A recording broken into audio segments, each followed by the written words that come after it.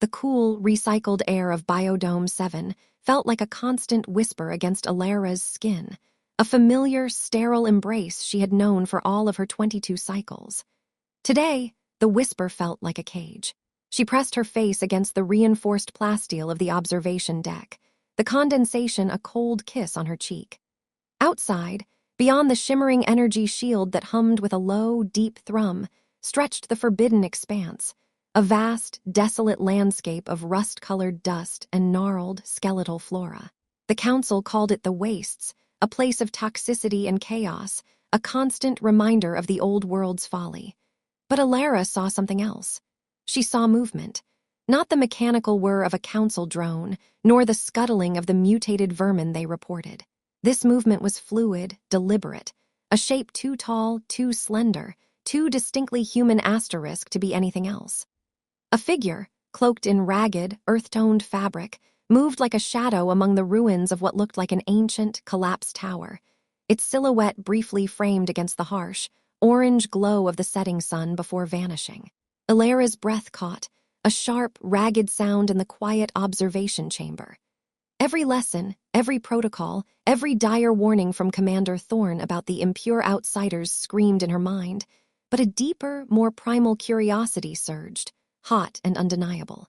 Her heart hammered a frantic drum against her ribs, echoing the insistent hum of the Biodome's shield.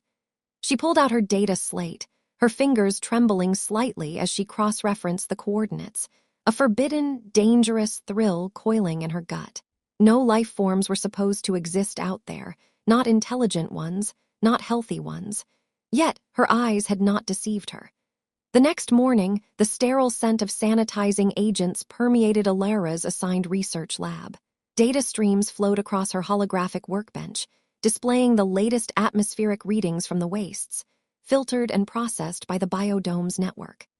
Commander Thorne's voice, a gravelly baritone that brooked no argument, echoed through the lab's public address system, announcing the initiation of Project Purge, a renewed effort to contain biohazardous anomalies beyond the perimeter. Alara's stomach tightened. She knew what Project Purge meant: increased drone patrols, targeted energy bursts, and the purification of any organic matter deemed non-compliant. She swallowed, her throat suddenly dry.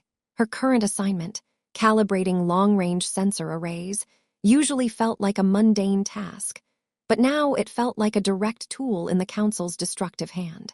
As she adjusted the frequency modulation, a flicker of raw, unfiltered data appeared on a secondary, unmonitored channel she had secretly opened.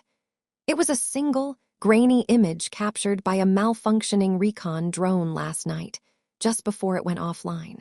It was a close-up of a human hand, dirt-stained and calloused, resting on weathered stone. A faint scar snaked across the knuckles.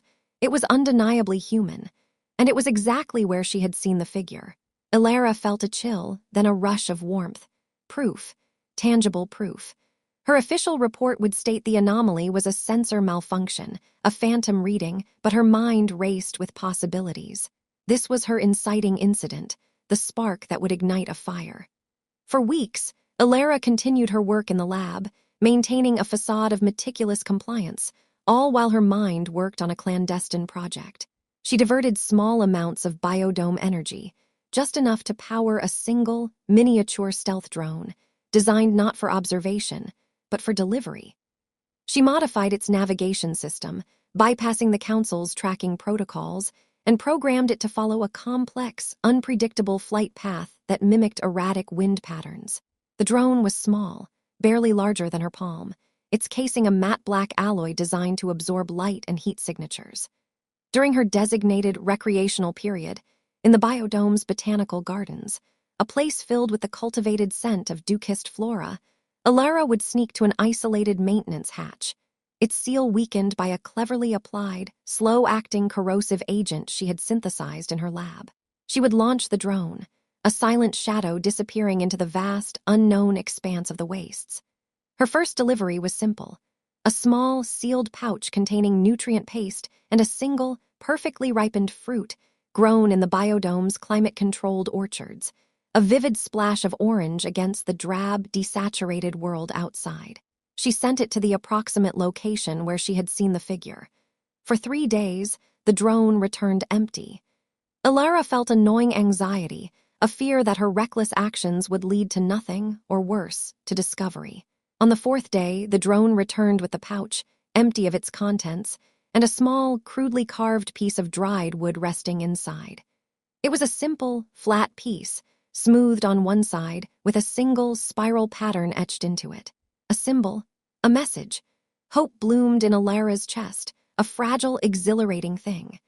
Her friend Lena, a fellow data specialist, often joined Alara during their designated break cycles, sharing nutrient bars and small talk in the communal recreation area. Lena was diligent, pragmatic, and entirely devoted to the Council's protocols. Alara noticed Lena's keen eyes lingering on her a little longer, her questions about Alara's current research becoming subtly more probing. "You've been spending more time near the perimeter observation posts lately, haven't you, Alara?" Lena asked one cycle, her voice casual, but her gaze sharp. Alara felt a prickle of unease. "Just double-checking the long-range sensor calibrations," Alara replied, her voice steady, though her heart quickened. "The commander is very particular about Project Purge data." Lena nodded slowly, her expression unreadable. "Of course. Efficiency is key, but your focus seems almost intense, like you're looking for something specific." Alara forced a small, unconvincing smile. "Just striving for perfection, Lena, you know me." Lena didn't smile back. The conversation ended there, but the unspoken tension hung heavy in the air between them, a silent wedge driven by Alara's deepening secrets. Alara continued her clandestine drone flights. The exchanges became more frequent, more personal. She sent basic medical supplies, water purification tablets, and even small, printed diagrams of useful tools. In return, the figure in the wastes, whom Alara now secretly called Kale in her mind, sent back more carvings. Images of animals Alara had only seen in ancient data archives, intricate patterns of flora, and once, a small, smooth stone, still warm from the sun, with a faint, almost invisible etching of 2 figures, holding hands. Alara traced the etching with her finger, a strange ache blooming in her chest. This was more than just a connection. It was a silent conversation, a burgeoning trust. One night, a violent dust storm, a rare but devastating event, swept through the wastes. The biodome's external sensors went dark, temporarily blinded by the thick, churning dust. This was her chance. Alara calculated the flight path of her drone with obsessive precision, pushing it to its limits. She loaded it with a small, specialized comms device, a low-frequency, short-range transmitter she had scavenged from discarded sensor parts and rebuilt. It was set to emit a unique, rhythmic pulse, one she had used in the carved messages she had sent. If he received it, he would know it was her. The drone returned empty, the comms device gone. Alara waited, heart pounding, for a reply, any signal. Hours later, a faint, almost imperceptible blip appeared on her private frequency, a series of short, deliberate pulses. It was the same rhythm. He had received it. He had replied. The dust storm lingered for days, disrupting biodome operations and offering Alara an unexpected window of opportunity. With the external sensors compromised, she ventured further into the biodome's rarely accessed utility tunnels, seeking a specific access panel she had discovered in a forgotten engineering schematic. The air in the tunnels was thick with the scent of ozone and stale metal, a stark contrast to the sterile freshness of the main biodome. Her small, handheld scanner confirmed the panel was an old, unmonitored emergency maintenance port. Perfect. She used her specialized tools, working quickly and silently, to disable the ancient locking mechanism.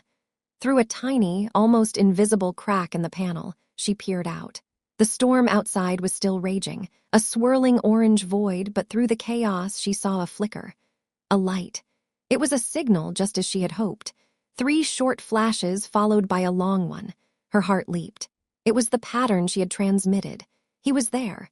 She pressed her hand against the cold metal, a surge of desperate hope and fear washing over her. She knew she couldn't stay long, but she had to respond. Using a small, powerful LED she had modified, Alara sent back the same sequence of flashes. She waited, her breath held tight in her chest.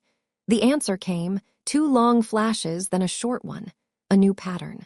A silent plea, perhaps, or a question.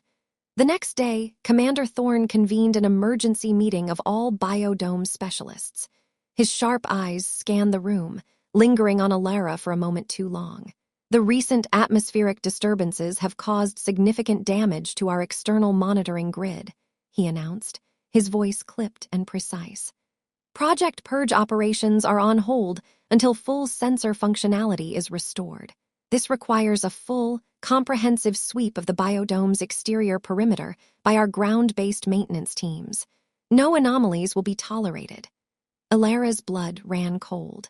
A ground sweep meant human patrols, not just drones. It meant Kale and his people were in even greater danger. That night, under the cover of a simulated power fluctuation Alara cleverly orchestrated, she managed to slip back to the hidden maintenance port. The dust storm had begun to subside, leaving a thick, clinging residue on everything. The stars, usually obscured by the biodome's light pollution, were impossibly bright through the thinning haze. She saw him. Kale. He was standing maybe 20 meters from the perimeter wall, a dark silhouette against the fading dust, gazing directly at the maintenance port. He wasn't waiting for a signal. He was looking for her. He wore a simple tunic and trousers, both made of rough, woven fabric, patched and repatched. A heavy pack was slung over one shoulder. His hair was dark and unruly, tied back from a face that was lean and strong, etched with lines that spoke of hardship and resilience. As her eyes adjusted to the dim light, she saw the faint scar across his knuckles, just as it had appeared in the drone image. Her heart pounded a frantic rhythm. This was real. This was happening. He took a hesitant step forward, then another, his gaze fixed on her. Alara felt an irresistible pull, a magnetic force drawing her towards him. She pushed against the heavy panel, the old mechanism groaning in protest. With a final heave, it swung inward, revealing a narrow opening. The air outside hit her first, a blast of dry, earthy scent, thick with the smell of dust and something wild, something alive. It was overwhelming, intoxicating, nothing like the recycled air of the biodome. She stepped through, her boots sinking slightly into the soft, red dust. Kale stood still, his eyes dark and intense, scanning her, taking in her pristine biodome suit, her pale, almost translucent skin. He raised a hand, palm open, a gesture of peace. Alara mirrored the gesture. The silence between them was not empty, but filled with unspoken questions, with years of separation, with the weight of two worlds colliding. "Alara," she whispered, her voice rough, unused to the open air. Kale's lips curved into a faint, almost imperceptible smile. "Kale," he replied, his voice a low rumble, surprisingly gentle. The words hung in the air, simple, profound. He gestured towards the collapsed tower, the one she had seen him near weeks ago. "Come," he urged, his voice low. "The patrols will be active soon." Alara hesitated for a fleeting moment. Every alarm bell in her mind screamed danger. But the curiosity, the connection, the sheer novelty of being outside pushed her forward. She followed him, her steps uncertain in the shifting dust, leaving the biodome's sterile confines behind her. As they walked, Kale moved with an easy, practiced grace, navigating the uneven terrain of broken concrete and ancient, skeletal trees. The wastes, up close, were not just desolate. They were hauntingly beautiful in their decay, painted in hues of rust, ochre, and deep crimson by the twin suns that hung low on the horizon, casting long, distorted shadows. Alara noticed the subtle hum of biodome patrol drones in the distance, a constant, menacing background noise. Kale picked up a small, flat stone, its surface surprisingly smooth, and skipped it across a patch of hardened mud. "We call this place the Forgotten Lands," he explained, his voice quiet, almost a whisper against the vastness. "It's where the old ones walked before the Great Silence." Alara listened, mesmerized by his voice, by the simple rhythm of his words. He spoke of the land with reverence, of its cycles of life and death, of the scarce resources and the endless struggle for survival. He told her about his community, a small nomadic group living deep within the wastes, constantly moving to evade the council's purification sweeps. He showed her how they harvested water from underground aquifers using ancient filtration techniques. how they hunted the elusive desert ground lizards, and how they used the fibrous roots of the gnarled flora to weave sturdy fabrics. Alara, in turn, described the biodome's perfectly controlled environment, the abundance of synthesized food, the endless data streams, and the constant, nagging feeling of being watched. She spoke of her work, her fascination with life, and her growing disillusionment with the Council's rigid doctrines. She realized, listening to him, that her structured, safe world was just as fragile as his, perhaps even more so, built on a carefully constructed lie. A deep, quiet understanding bloomed between them, a shared sense of being outsiders in their own respective worlds. As the sun began to dip below the horizon, painting the sky in fiery oranges and purples, Kale led Alara to a hidden alcove in the ruins of the ancient tower. The air here was cooler still. He pointed to faint, almost erased symbols carved into the stone wall. "These are the stories," he said, his voice soft. "From before, our ancestors etched them here. Warnings. Prophecies." Alara traced the rough lines with her fingertips, a sense of deep history settling around her. She recognized some of the symbols from the restricted data archives she had accessed, symbols the Council claimed were primitive gibberish. Here, they were alive, speaking of a past far richer and more complex than she had ever imagined. Suddenly, a low whirring sound, distinct from the distant patrol drones, cut through the quiet. Kale's eyes narrowed, his body tensing. "Council Ground Patrol," he whispered, his hand instinctively going to a worn leather pouch at his side. "Closer than I thought." He grabbed Alara's arm, pulling her deeper into the shadows of the crumbling structure. They pressed themselves against the cold stone, the rough edges digging into Alara's biodome suit. Through a narrow crack, Alara saw two heavily armed biodome security officers, their polished uniforms gleaming in the twilight, their headlamps sweeping the terrain. Their comlinks crackled with static, their voices sharp, searching. "No unauthorized readings, Commander," one officer reported, his voice crisp. "Area clear, just ambient dust and decay." Kale's grip on Alara's arm tightened, a silent warning. The officers were close enough for Alara to hear their heavy footsteps, the faint clinking of their gear. Her heart hammered against her ribs, a frantic, trapped bird. She could feel Kale's warmth beside her, the steady beat of his own heart, a comforting anchor in the terrifying proximity of danger. Back inside the biodome, Alara's friend, Lena, noticed the subtle shifts in Alara's demeanor. Lena was meticulous, observant, her mind a finely tuned analytical engine. Alara was quieter, her eyes often distant, her work sessions extending late into the night. Lena also noticed the faint, earthy scent that sometimes clung to Alara's clothes, a smell alien to the biodome's sterile environment. "You seem distracted lately, Alara," Lena said one cycle, her voice carefully neutral, as they worked side by side in the lab, analyzing new sensor data. Lena leaned closer, lowering her voice. "And the commander has been asking about your long-range sensor reports. He found a minor discrepancy in the last cycle's data. Nothing major, but..." She trailed off, letting the unspoken implication hang in the air. Alara felt a cold knot form in her stomach. Commander Thorne was too observant, too thorough. She had to be more careful. Lena's words were a warning, a sign that the walls were closing in. Alara smiled tightly. "Just the usual pressure, Lena. Project Purge is demanding." Lena's gaze remained fixed on her. "Of course. Just be sure to maintain your focus, Alara. The Council values loyalty above all else." The subtext was clear. Lena knew something was amiss, and she was torn between her loyalty to the Council and her friendship with Alara. Kale led Alara to a series of interconnected caverns, hidden deep within a canyon, far from the biodome's immediate reach. This was his community's temporary shelter. The air inside was cool and damp, carrying the scent of wood smoke and damp earth. Small, flickering fires cast dancing shadows on the rough-hewn walls. Figures moved within the dim light, preparing food, tending to children. They wore similar rough-spun clothing, their faces etched with the same resilience as Kale's. As they entered, a hush fell over the cavern. Every eye turned to Alara, wary, curious, and deeply suspicious. An old woman, her face a roadmap of wrinkles, her eyes sharp and ancient, stepped forward. This was Mara, the community's elder. Kale spoke in a low, rapid dialect, explaining Alara's presence. Mara listened, her gaze unblinking, her expression unreadable.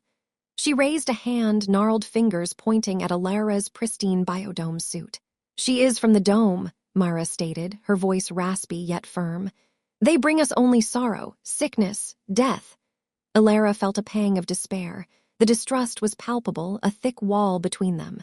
"I am not with them," Alara said, her voice clear, though it trembled slightly. "I wish to understand, to help." Mara scoffed, a dry, dismissive sound. "Help! The dome has never offered us help. Only destruction." Kale stepped forward, placing a hand gently on Mara's arm. "She saved my life, Elder. She brought us supplies when the storm hit. She risked her own safety." Mara's gaze softened almost imperceptibly as she looked at Kale, a flicker of deep love in her ancient eyes. She turned back to Alara, her gaze still piercing. "You wish to help, Dome Dweller? Then show us. Words are wind, actions are truth." It was a challenge, a test. Alara knew then that earning their trust would be harder than any scientific problem she had ever faced. Days turned into nights, Alara splitting her time between the biodome and the wastes. In the biodome, she maintained her cover, working diligently on her assigned tasks, careful to appear fully engaged. She kept Lena at arm's length, subtly deflecting her questions, while feeding her just enough safe information to keep her suspicions at bay. Outside, in the wastes, Alara learned. She learned how to track small game by the subtle imprints they left in the dust, how to distinguish edible plants from poisonous ones, how to read the shifting patterns of the wind. She saw Kale's community struggle with chronic illnesses, exacerbated by the harsh environment and the biodome's purification efforts. She used her knowledge of medicine and biology, synthesizing simple remedies from the scarce natural resources Kale helped her find, improving their meager water filters, and teaching them basic hygiene practices. Slowly, painstakingly, the suspicion in the eyes of Kale's community began to fade, replaced by cautious curiosity, then by reluctant acceptance. The children, especially, were fascinated by her. They would gather around her, wide-eyed, as she explained simple scientific concepts using stones and dirt. Mara observed her silently, her eyes missing nothing, but her words became less harsh, her gaze less condemning. One evening, as the two suns set, painting the canyon walls in fiery hues, Mara sat beside Alara by the fire, watching Kale teach a young boy how to fashion a sling. "Your people, they have forgotten much," Mara said, her voice softer than Alara had ever heard it. "They seek to control what cannot be controlled. They fear what they do not understand." Alara nodded. "They have forgotten the balance." Mara looked at her, her eyes deep and ancient. "Perhaps you are a bridge, Dome Dweller, a bridge between what was lost and what must be found." One morning, the wastes vibrated with an ominous hum. Kale emerged from the cavern, his face grim. "The dome is activating a new purification array," he explained to Alara, his voice low and urgent. "They are targeting our primary water source, a deep aquifer beneath the old city ruins. If it is contaminated, we will not survive the dry season." Alara felt a wave of nausea. The council was escalating their efforts. She knew exactly which array he spoke of. It was designed to pulse high-frequency sonic waves, intended to collapse subterranean structures and neutralize unstable biosignatures. In reality, it was a weapon. She remembered the old, restricted data logs she had discovered weeks ago, documents the council had buried deep in the archives.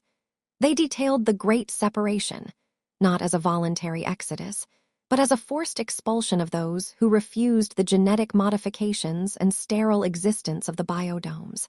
The logs also contained information about the waste's vast, untapped natural resources, particularly rare earth minerals vital for the biodome's advanced technology. The purification efforts weren't about safety. They were about control, about driving out the naturals to gain unfettered access to the minerals. The biodome needed the wastes, yet they sought to destroy its inhabitants. A chilling realization solidified in Alara's mind. The council's entire existence was built on a lie, a brutal exploitation hidden behind a facade of purity and safety. Alara and Kale knew they had to act. Their plan was audacious, dangerous, and likely suicidal. They would shut down the purification array, but more than that, they would expose the Council's true motives to both the biodome inhabitants and the wastelanders. The array's central control unit was located in a heavily guarded, subterranean facility deep within the wastes, disguised as a weather monitoring station. Alara knew the architectural schematics, the access codes, the weak points. Kale knew the terrain, the hidden paths, the patrol routes. Lena was their wild card. Alara had continued to feed her carefully curated snippets of information, enough to pique her curiosity, enough to make her question. Alara had told Lena about the true purpose of the purification arrays, planting seeds of doubt about the Council's benevolent intentions. Lena, pragmatic and logical, had begun to cross-reference Alara's theories with inconsistencies she was finding in the Council's publicly released data. She was on the verge of a breakthrough or a breakdown. As they prepared for their mission, Mara approached Alara. Her ancient eyes held a rare vulnerability. "Many of our people are sick, dome-dweller," she said, her voice barely a whisper. "The children suffer most. Your medicines, they help, but it is not enough. The land itself is poisoned." Alara knelt beside her, a wave of despair washing over her. "I know, Mara, the Council's actions. They are destroying everything." Mara took Alara's hand, her gnarled fingers surprisingly strong.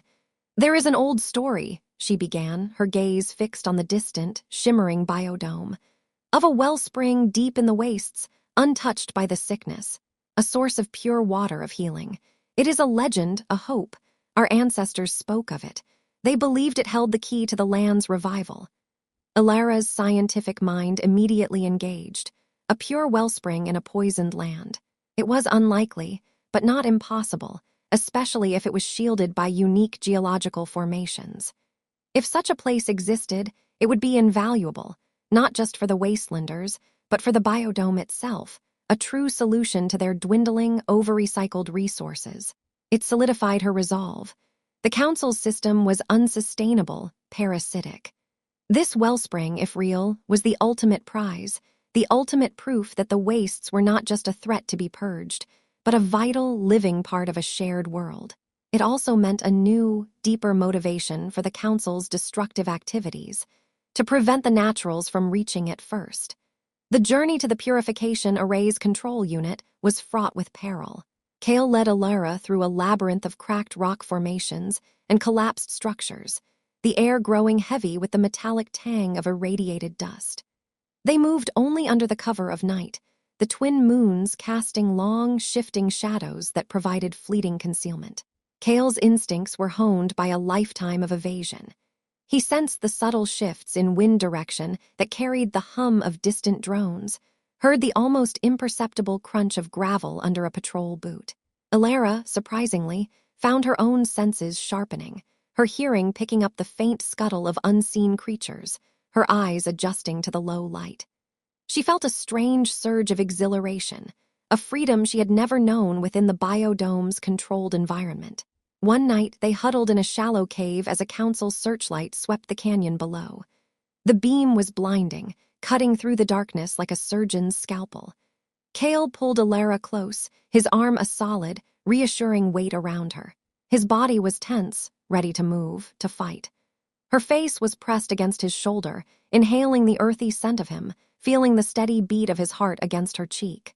In that moment of shared danger, fear mingled with an undeniable closeness. It was then, as the searchlight passed over them, leaving them in darkness once more, that Kale gently turned her face towards his. His eyes, usually guarded, were soft, filled with an unspoken tenderness. He leaned in, and their lips met, a tentative, desperate kiss that tasted of dust and hope. It was a silent promise, a shared vulnerability, a bond forged in the crucible of forbidden love and existential threat. Their lives, their very existence, depended on the success of their mission. Meanwhile, back in the biodome, Lena's unease grew into outright suspicion. She had followed Alara's breadcrumbs, cross-referencing Council data with the fragmented, historical records Alara had subtly pointed her towards. She discovered inconsistencies, manipulated figures, outright falsehoods. The Council's official narrative about the wastes being uninhabitable and the naturals being mutated threats began to unravel. She found suppressed reports of natural resource discoveries in the wastes, reports that directly contradicted the Council's public statements. She also found old, declassified schematics for Project Purge arrays that showed they were not just containment systems, but highly destructive sonic weapons. Lena felt a profound sense of betrayal, a cold rage building within her. All her life, she had believed in the Council's unwavering integrity, in their mission to protect humanity. Now, she realized it was a carefully constructed lie designed to maintain power and exploit resources.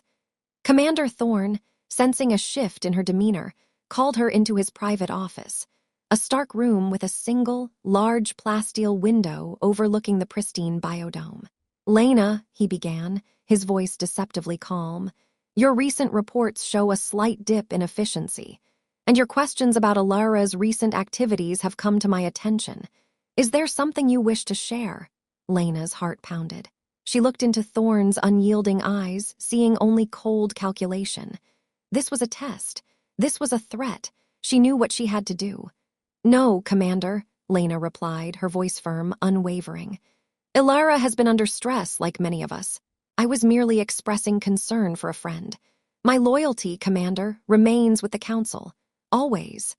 She lied, her face a mask of conviction. Thorne's gaze remained fixed on her for another long moment, then a faint, almost imperceptible nod.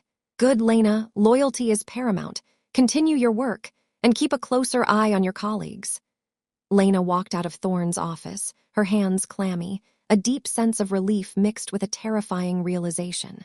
She was now playing a dangerous game. She was committed. She was with Alara.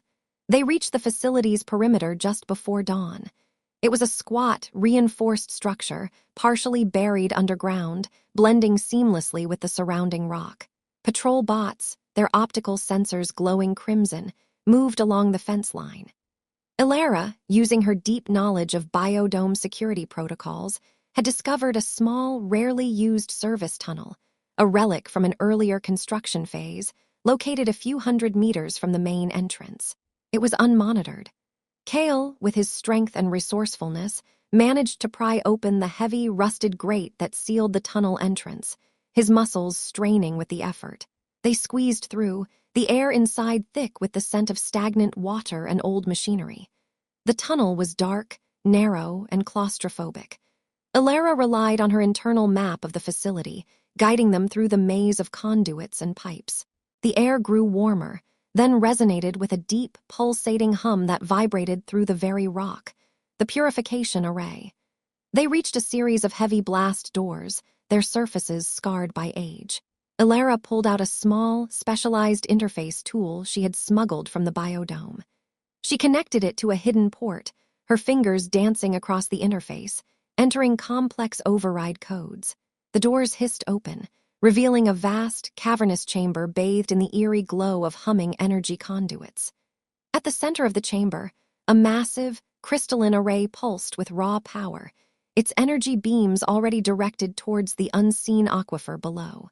As they stepped into the control chamber, a piercing alarm blared, echoing through the cavern. Commander Thorne stood near the main console, flanked by two armed security officers, his face a mask of cold fury. "Alara," he boomed, his voice distorted by the alarm, "I knew you were compromised, a traitor, and you, wastelander, you will be purified." Alara felt a surge of adrenaline, her mind racing. They had been anticipated. "Stop this, Commander," Alara shouted, her voice ringing with conviction. "You are destroying the land, poisoning the very water we all need to survive. The biodome cannot sustain itself indefinitely, not like this." Thorne laughed, a harsh, dismissive sound. "Nonsense. The wastes are a blight, a toxic remnant. We are simply accelerating the inevitable. The resources here belong to the Council, to humanity's true inheritors." Kale lunged forward, drawing a crudely fashioned, razor-sharp flint knife. One of the security officers intercepted him, their fight a blur of practiced movements against raw ferocity. The other officer moved to engage Alara. Alara, despite her lack of combat training, dodged his clumsy charge, her scientific mind seeking vulnerabilities. She spotted a visible power conduit running along the floor. In a desperate move, she slammed her data slate against it, creating a shower of sparks and a temporary power surge that caused the officer's energy weapon to short-circuit, giving her a precious few seconds.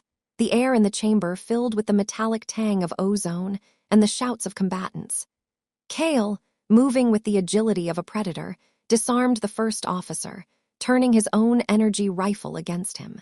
But the second officer, recovering, drew a stun baton, its tip crackling with blue energy.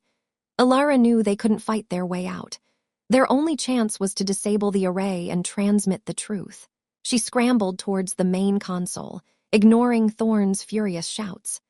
Her fingers flew across the interface, inputting override codes, trying to access the array's core programming.